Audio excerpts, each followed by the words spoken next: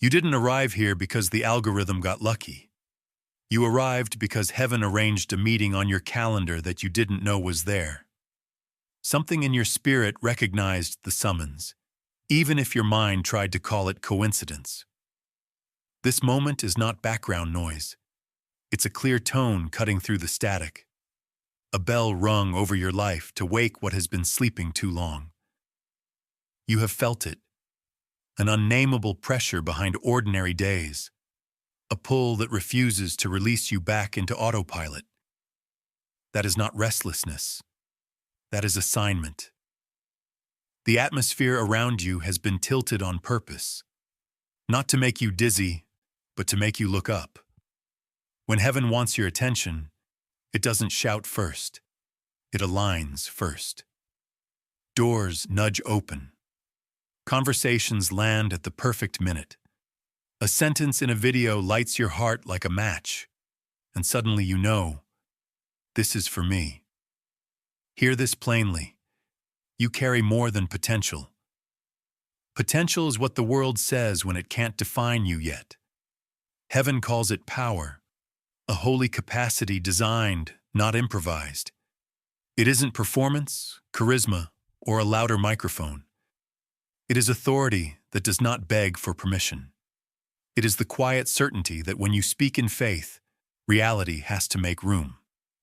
But before power is visible, attention must be undivided. So let the noise fall away for a moment. The scrolling can wait. The next task can wait. Your life cannot. You were not mass-produced. You were crafted. And the one who crafted you is interrupting your pace to restore your focus. He is not asking you to become someone else. He is calling you to remember who you were before fear negotiated your edges away. Look back for a second, not to dwell, but to recognize the pattern. How many random moments became turning points? How often did closed doors save you from rooms that would have shrunk you? That wasn't luck. That was leadership. You have been guided to this page, this paragraph, this sentence, because timing matters, and timing is now. So take a breath and agree with what heaven already knows about you. Say, even under your breath, I'm listening. That simple consent breaks the inertia, because when you acknowledge the call, you activate the path. The next chapters will reveal why your battles were so fierce, why your difference has felt like exile, and how to move from surviving your days to stewarding your destiny. For now, settle this. You are here on purpose. The summons has reached you, and the one who called you will not waste your yes. Look closely at the weight you've carried. The waiting seasons, the unanswered prayers, the disappointments that stacked like bricks on your shoulders. None of them were wasted. They weren't evidence of neglect. They were the workshop where God shaped the kind of vessel that could hold more than ordinary lives ever require. We tend to interpret delay as failure. When doors don't open, we assume heaven fell silent. But silence is not abandonment. It is preparation. A blacksmith doesn't apologize for the heat of the fire. He knows it's the only way to shape unyielding steel. In the same way, your setbacks have been shaping you into something unbreakable. Every frustration taught your spirit endurance. Every betrayal carved wisdom into your heart. Every long night without answers hollowed out space inside you. Space that is now capacity for power. If your story had been easy, your strength would be fragile. If your path had been smooth, your voice would be shallow. Heaven has been forming a foundation that will not crack when the weight of destiny lands on it. Think of it this way. Your trials have been the training ground for authority. Authority does not come from titles or applause. It comes from scars that didn't destroy you. It is not charisma but credibility, the kind that can only be earned in dark places when you kept walking anyway. The world sees delay. Heaven sees construction. Others might have labeled you late, but God has been quietly whispering, "Ready." There is a reason your prayers weren't answered in the way you scripted them. They weren't meant to give you comfort. They were meant to give you character. So don't curse the forge. Respect it. The same fire that tried to consume you has purified you. The same silence that frustrated you has taught you to hear whispers others miss. What felt like wasted years have been investment years, stockpiling strength you'll need for the season ahead. And now, here's the turning point. You are no longer standing in delay. You are standing in unveiling. What once felt like resistance is about to reveal itself as refinement. The trials were not proof that you were forgotten. They were proof that you were chosen for something that could not be rushed. Take heart. The fire didn't kill you because it was never meant to. It was meant to forge you into a weapon darkness cannot bend. Your scars are not signs of weakness. They are certificates of survival, stamped with heaven's approval. And soon, the same battles that tried to bury you will become the testimony that lifts others out of their graves. You've spent years feeling like you didn't quite belong, like the world kept trying to force you into molds that never fit. That discomfort wasn't a flaw. It was a signal. You weren't engineered to blend in. You were handcrafted to stand out. Factories mass produce. They stamp copies on assembly lines, each one indistinguishable from the last. But you are not factory work. You are custom work. The fingerprints of the Creator are etched into your being. Psalm 139 reminds us, "I am fearfully and wonderfully made." That phrase doesn't mean fragile. It means meticulous, intentionally built, deliberately arranged. Think about it. Your quirks, your longings, even the things you once called weaknesses, they're not random accidents. They are precise markers of purpose. Heaven doesn't plant seeds by accident. Every detail, from the way your mind thinks to the burdens that refuse to leave your heart, was placed with surgical accuracy. And this is why conformity feels like suffocation. When you try to compress yourself to fit expectations, your spirit resists. It resists because it was wired for more. Ordinary rhythms don't match the beat inside you. You don't carry the DNA of the crowd. You carry the blueprint of heaven. The enemy has spent years whispering lies to make you question your uniqueness. You're strange. You don't fit. You're too much.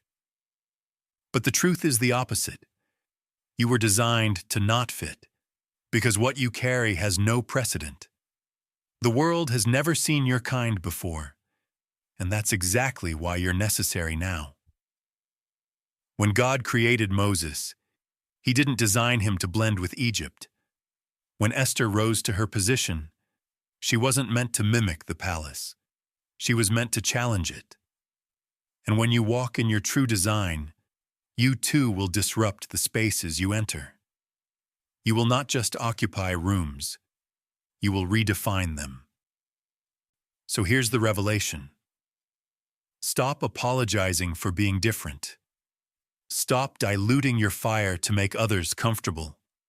Your uniqueness is your assignment's fingerprint. The very things you thought disqualified you are the proof you're appointed. You were not stitched together by accident. You were woven as an answer. And when the time comes, your difference won't isolate you. It will elevate you. Because heaven never intended for you to be understood by everyone. It intended for you to be revealed at the right moment. Stand in that truth.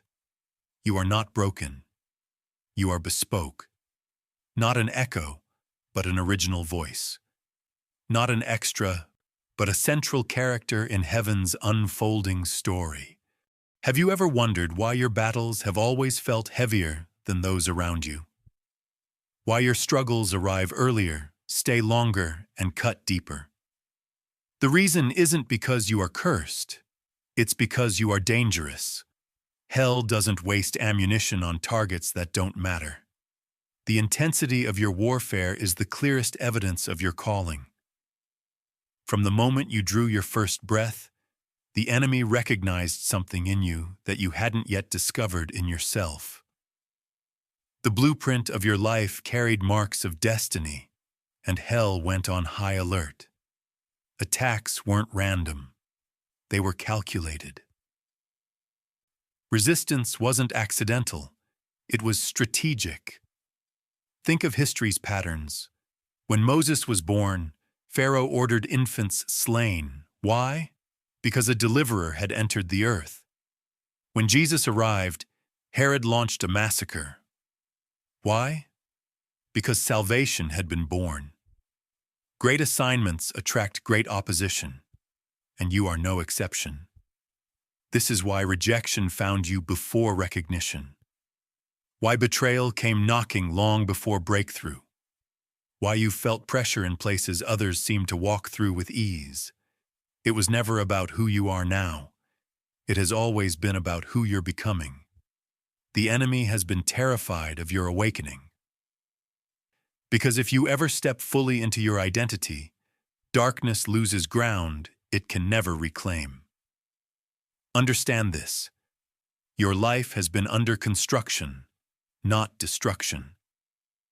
Every fiery dart thrown your way has been proof that something rare is inside you. Hell studies you because it fears you. The attacks you've endured weren't proof of weakness, but proof of worth. So shift your perspective. Stop asking, "Why me?" and start declaring, "Of course me." Of course hell would target you. You carry what could dismantle it. Of course the weight feels unbearable. You were built to lift things ordinary shoulders cannot. The enemy fights your identity because he cannot touch your destiny. He knows he cannot steal what heaven has decreed, so he tries to convince you to surrender it yourself. That's why the whispers come. If you're chosen, why are you struggling? If you're anointed, why are you broke? If you're powerful, why are you rejected? Don't buy the lie. Struggle does not disprove anointing. It confirms it. Your scars are not shameful. They are prophetic. Every tear shed in battle is a receipt of territory you are destined to claim. So lift your head. See your wounds for what they truly are. Proof that heaven marked you and hell noticed. The war around you is not punishment, it is prophecy. And prophecy once spoken cannot be erased. Authority doesn't flow from applause. It doesn't rise from job titles, family names, or social status. Real authority comes from the throne of God Himself, and it's been stamped on you long before anyone else had an opinion about you. That's why no boss can cancel it, no critic can erase it, and no enemy can destroy it. But here's the tension. The devil doesn't need to rob you of power. He only needs to convince you you never had it. His sharpest weapon is not chains, it's confusion.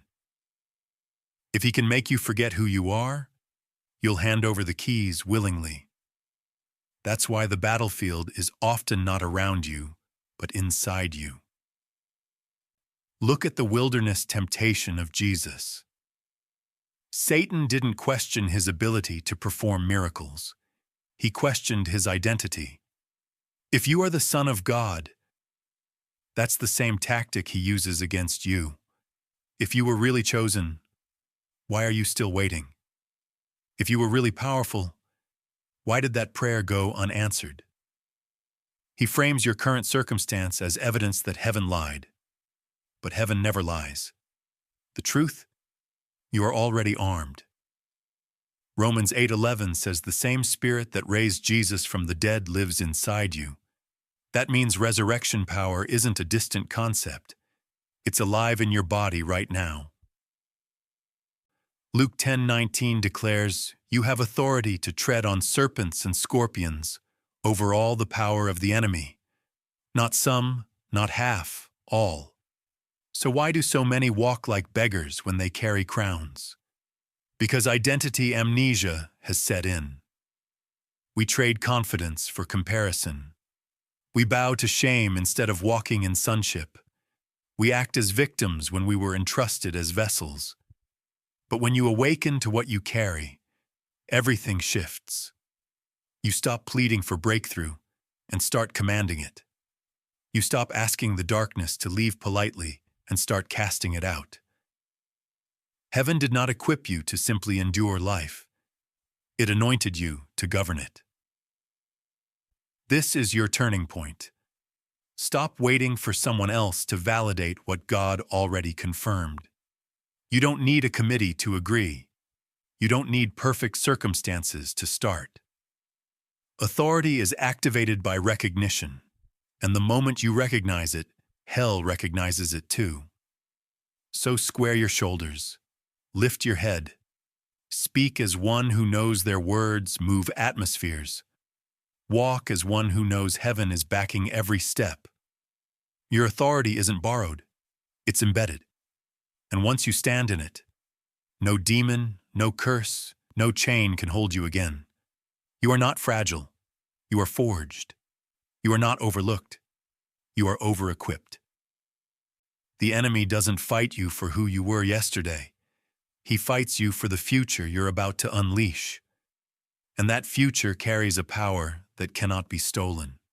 It's not enough to know you carry power. You must awaken it, align it, and walk in it. Heaven doesn't release authority for decoration. It entrusts it for impact. And there are practical steps, spiritual laws, that transform potential into demonstration. Step 1. Believe heaven's report. Transformation starts in the mind, not in the environment. Romans 12:2 reminds us, "Be transformed by the renewing of your mind." If you believe you're just surviving, you'll keep living small. But when your mindset shifts to match God's opinion of you, courage rises, boldness awakens, and fear loses oxygen. Faith is not just believing in God, it's believing what God believes about you. Step 2. Obedience unlocks power. Power doesn't flow through stubborn vessels, it flows through surrendered ones. Every yes you give to God, no matter how small, becomes a doorway to miracles. Think of Peter casting the net one more time at Jesus' word. That single act of obedience turned an empty night into an overflowing catch. Your next breakthrough isn't waiting on talent. It's waiting on obedience. Step 3. Speak with authority. Proverbs 18:21 tells us life and death are in the power of the tongue. Stop rehearsing defeat with your words. Start declaring destiny. Prophesy over your own life. Call dry bones to live. Command fear to bow. Heaven partners with the voice of faith.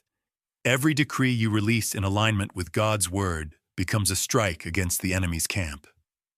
Step 4. Stay connected to the source. Authority without intimacy becomes arrogance, and arrogance collapses. John 15:5 makes it plain. Apart from me, you can do nothing. Your power is not mechanical, it's relational. Stay rooted in God's presence, and your anointing will never run dry. Walk away, and your strength will shrink. True authority is sustained in intimacy with the source who gave it. This is the awakening the enemy fears. A believer who doesn't just hear truth, but lives it. A chosen one who stops waiting for validation and starts living from revelation. Once you align belief, obedience, speech, and intimacy, you stop moving like a wanderer and start moving like an ambassador. So here's the challenge. Stop postponing your awakening. Stop hiding the treasure heaven planted in you. You weren't called to play small. You were equipped to shift atmospheres. This isn't hype. It's order. It's law. Heaven already deposited the inheritance. It's your choice to activate it. The moment you align, you'll discover what hell has always known. You were never ordinary. You were always engineered to carry the kind of fire that redefines history. And once that fire is lit, no storm can put it out. You were never meant to tiptoe through life hoping to survive unnoticed. You were shaped, sharpened, and sent as heaven's strategy into a world desperate for light. Isaiah 54:17 doesn't only promise, "No weapon formed against you shall prosper." It also implies a greater truth.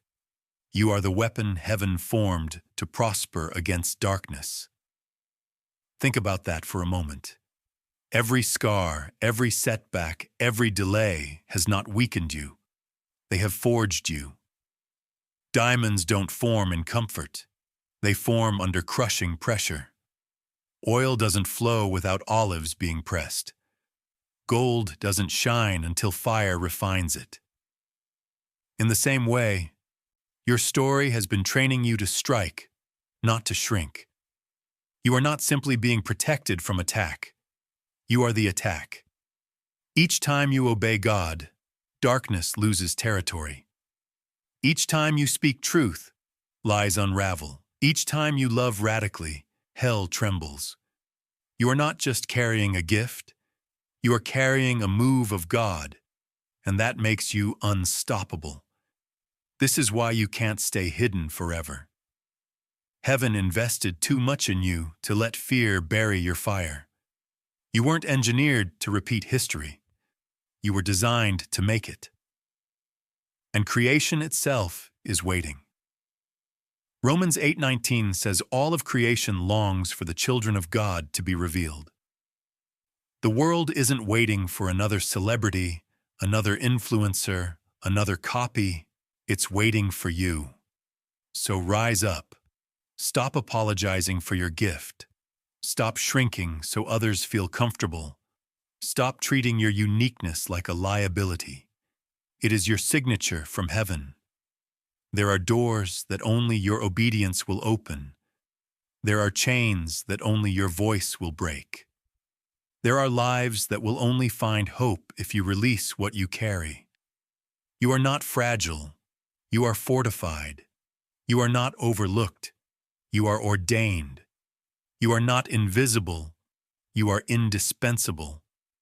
Heaven engineered you with divine precision, and hell has spent your lifetime trying to stop you because it knows what will happen the moment you step fully into your identity.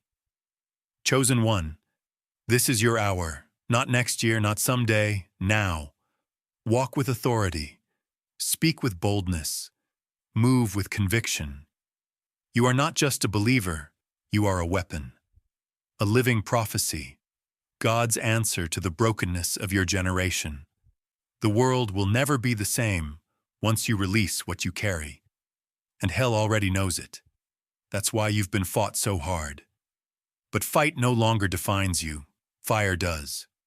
Go forward, fully awake, fully alive, fully armed. Because you are heaven's masterpiece, and your time has come.